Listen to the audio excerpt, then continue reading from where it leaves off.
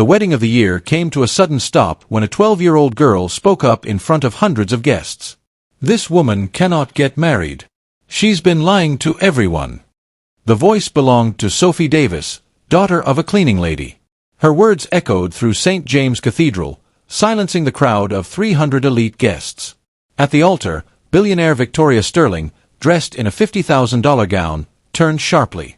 Her cold stare landed on the young girl standing fearlessly in her school uniform at the center of the aisle. "Who let this child in?"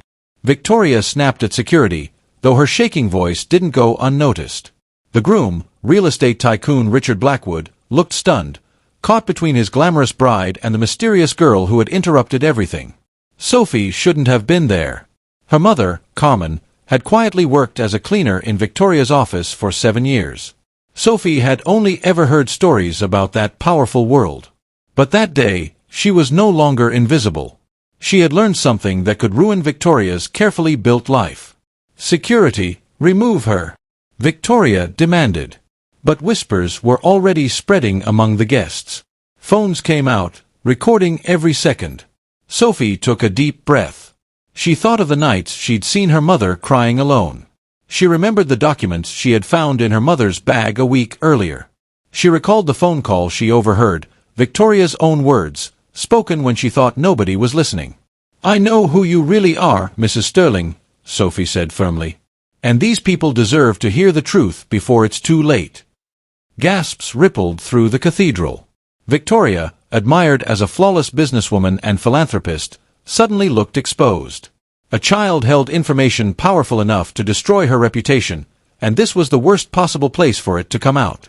If you're wondering how a 12-year-old uncovered secrets big enough to bring down a billionaire, stay tuned, because what Sophie revealed next would shock everyone in that cathedral and beyond.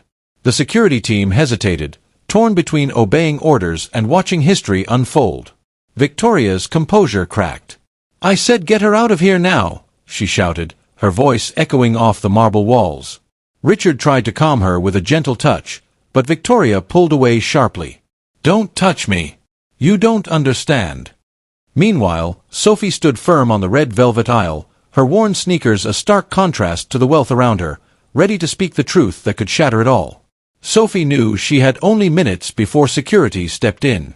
But minutes were all she needed. "Mrs. Sterling," she began, her voice ringing through the cathedral, "do you remember the call you made last Thursday night at 9 p.m.?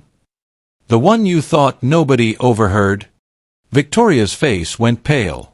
She remembered it all too well.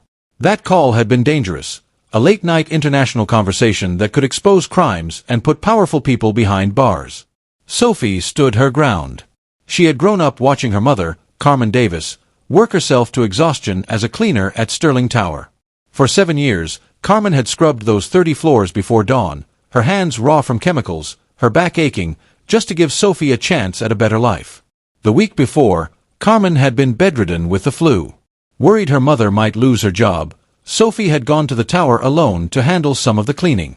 Using the spare key and security codes her mother had taught her, she quietly moved through the building, until she reached the 30th floor. That's when she heard voices. Victoria Sterling was in the conference room, speaking loudly on the phone. Believing she was alone, she let her guard down. Sophie, hidden nearby, listened in shock as the conversation unfolded for nearly an hour. Victoria wasn't just bending the rules of business. She was running a massive money laundering scheme. Through fake charities that everyone believed were helping the poor, she had been funneling millions of dollars from drug cartels into offshore accounts. The so-called Hope Foundation was at the center of it all. "Are you certain the audit papers are gone?" Victoria had asked nervously. "If anyone finds a link between the foundation and the cartel's deposits, we're all going to prison." Sophie's heart pounded, but she stayed silent. After Victoria left, she waited before moving. Then she acted. From Victoria's own desk, she called her mother's phone and left a detailed voicemail, describing everything she had heard. In the drawers, she found a folder labeled Confidential FE. Inside were documents proving every word. She photographed them one by one, saving them safely online. Now, back in the cathedral, Sophie stared at Victoria, who was desperately trying to stay composed under the eyes of 300 powerful guests. "I don't know what you're talking about, young lady," Victoria snapped, though her voice shook enough for everyone to notice. "Security, remove this disturbed child at once." But Sophie didn't flinch. She gave a calm, almost knowing smile. "Do you really want me to bring up the Hope Foundation right here, in front of all these people? Because I have the recordings, Mrs. Sterling. Every single word." The room froze. Phones were already raised, capturing everything. The silence was so complete, the quiet hum of cameras was the only sound left. Victoria Sterling, once the master of controlling stories and people, now realized that a 12-year-old child held the power to destroy not just her image, but her freedom. Richard Blackwood, still at the altar, turned to his fiancée in disbelief. "Victoria, what is she talking about? What recording?" But Victoria had no answer. For the first time in decades, the woman who made senators bow and CEOs quake was powerless, cornered by a girl she never thought mattered. And Sophie showed no signs of stopping. Taking a steady breath, Sophie prepared to speak again. She knew her words could decide not only Victoria's fate but also her mother's future, and perhaps expose crimes that reached the highest levels of power. Victoria straightened, trying to reclaim her icy composure. She raised her voice so everyone could hear. "Ladies and gentlemen, this child is clearly disturbed. Her mother, my former employee, was fired just this week for theft. And now they're trying to blackmail me." The lie rolled off her tongue easily, and for a moment, even Richard hesitated. Murmurs spread through the guests, some nodding, others frowning. It was the kind of story the wealthy loved to believe, the poor, desperate for money, inventing tales against the rich. But Sophie refused to be silenced. "My mother has never stolen a thing in her life," she shot back, her voice sharp and steady. "And she didn't lose her job. She quit, yesterday, after I showed her the recording and the photos I took in your office." Gasps swept the room. Carmen Davis had spent 7 years cleaning Victoria's tower, arriving before dawn and leaving only when every corner sparkled. She had kept quiet all those years, ignoring the suspicious late-night visitors, the shredded documents, the strange foreign calls. But when Sophie came home trembling, clutching her phone, Carmen had no choice but to listen. At first, she refused to believe her daughter.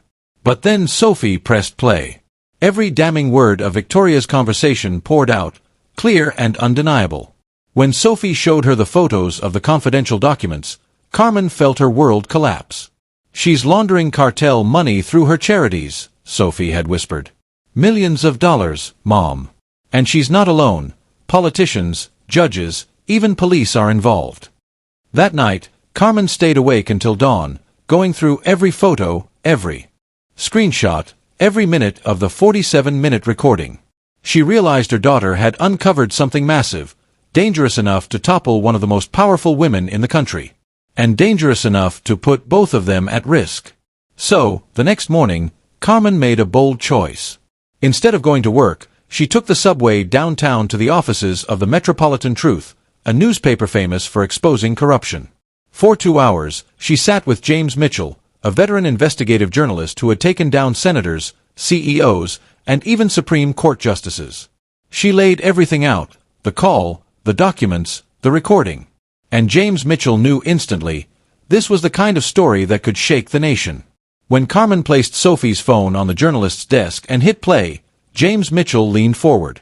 As Victoria's voice filled the room, calmly discussing money laundering, his eyes lit up. "Mrs. Davis," he said evenly, though excitement flickered beneath his calm tone, "your daughter may have uncovered one of the biggest laundering operations on the East Coast." For the next 3 days, Mitchell worked quietly to confirm the evidence. Every detail Sophie had captured checked out. The Hope Foundation had received over $20 million in suspicious donations in just 2 years. The money was quickly funneled through shell companies into offshore accounts. Even worse, at least 6 people named in Victoria's call had direct ties to cartels already under FBI investigation. While the journalist connected the dots, Sophie went about life like any other child: school, homework, chores. But inside, she was preparing. She knew Saturday's wedding, broadcast live to millions and attended by senators, judges, and CEOs, was the perfect moment to reveal the truth. That morning, Carmen tried once more to stop her. "Honey, let the reporter handle it. He'll publish everything on Monday." This is too dangerous. But Sophie shook her head. Mom, if I don't speak now, Victoria will escape. Rich people always do. But if I speak at her wedding, in front of cameras, she can't hide. Now, standing in the cathedral, Victoria snapped at the guards. Security! Remove this disturbed child immediately. But Sophie didn't flinch. She smiled, calm and steady. Mrs. Sterling, are you sure you want me to leave?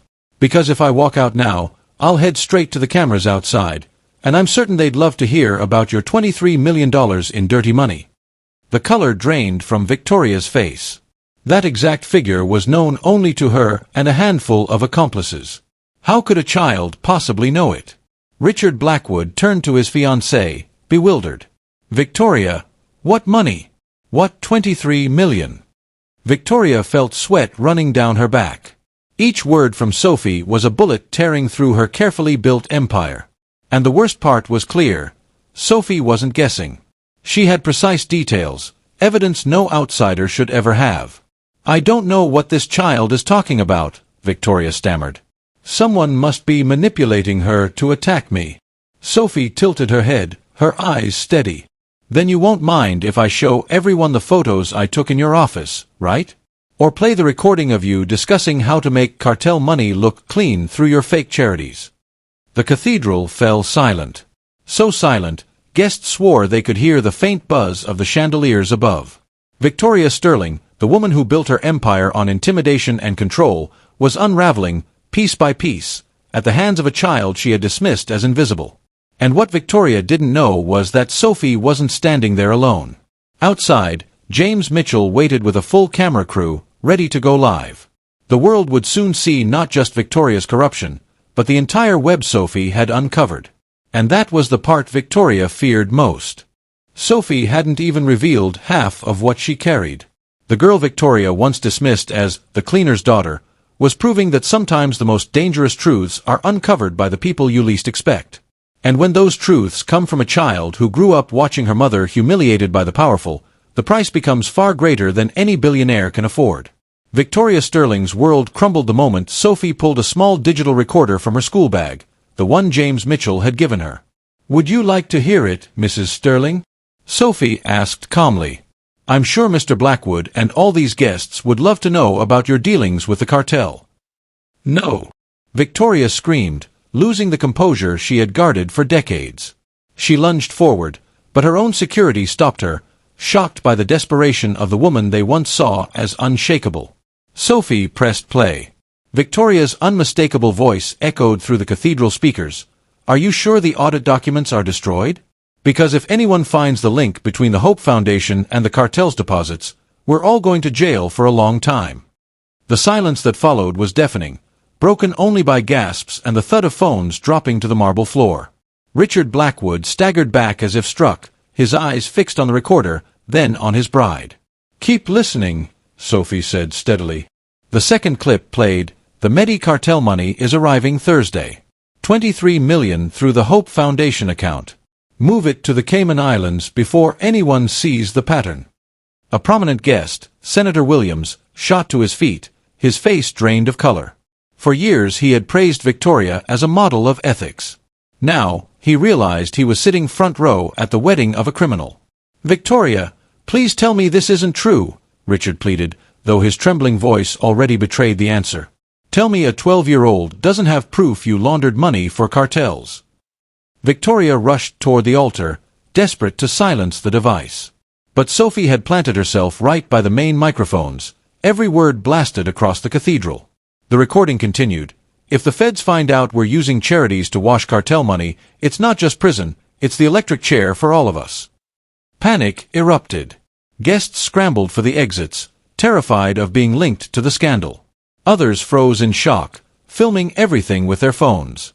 Victoria Sterling, once untouchable, was being dismantled in public, by a child she had overlooked her entire life. Turn that off! Victoria shouted, but her voice was swallowed by the chaos. By then, James Mitchell and his crew had entered, their professional cameras capturing every second of Victoria's downfall. Through it all, Sophie stood calm, her young voice cutting through the storm. There's more. I photographed every document. contracts, transfers, emails. Everything that proves this recording. She lifted her phone, revealing the evidence to the stunned crowd. That was the breaking point.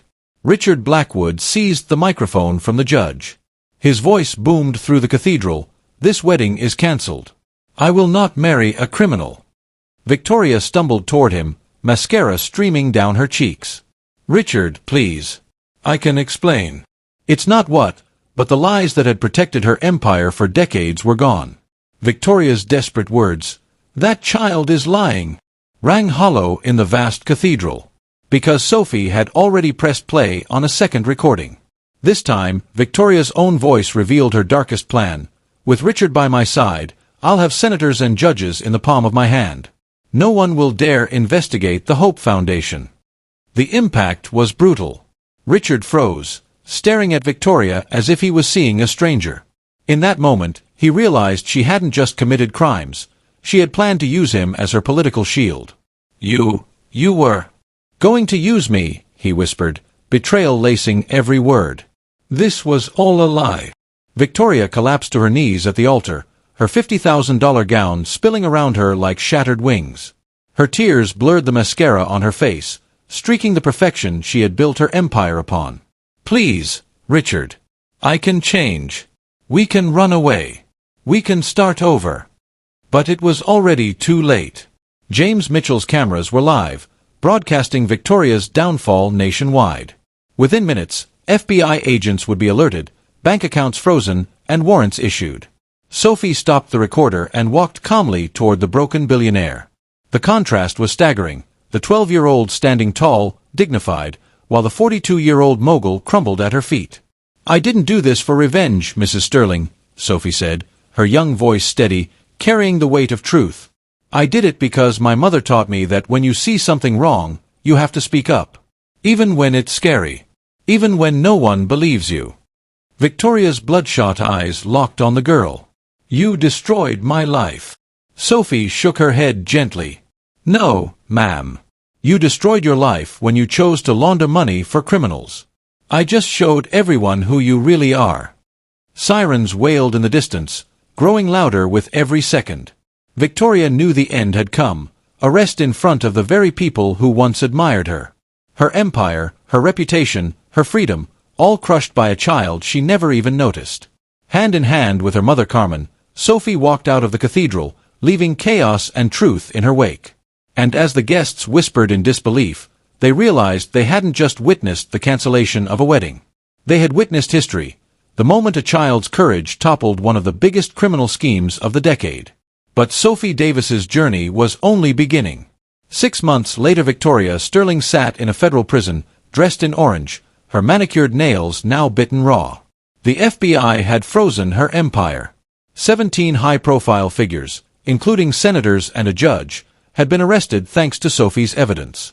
No lawyer dared defend Victoria. Once adored, she was now a pariah, sentenced to 25 years with no parole. Meanwhile, life transformed for the Davises. Carmen never scrubbed floors at midnight again. The FBI's $200,000 reward money allowed her to buy a home and start her own cleaning business, hiring 15 women who had always been invisible, just as she once had been.